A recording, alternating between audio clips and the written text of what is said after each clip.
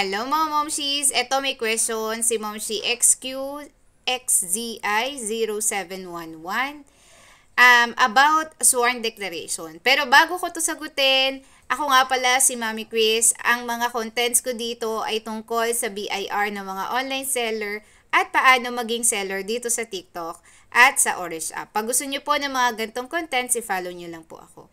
So yan, sagutin na natin yung question ni Momshi.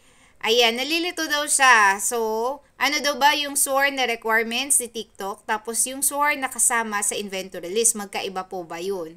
Yes, magkaiba sila, Momshi. Dahil again, yung sworn declaration na pinapasa natin sa mga platform, ito yung sworn declaration of gross remittances. So, ganito yung itsura niya. Ayan, ganyan siya, yung ating sworn declaration Annex A of gross remittances. So, usually, ang nagpapasa nito is yung mga less than 500k at ayaw makaltasan ng withholding tax.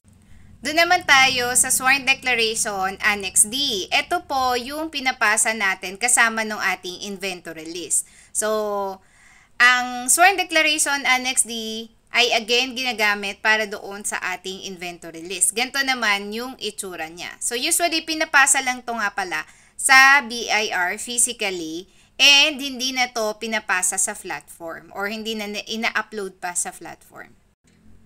Ito yung itsura ng sworn declaration Annex D. So again, ang nakalagay dito is about doon sa inventory list.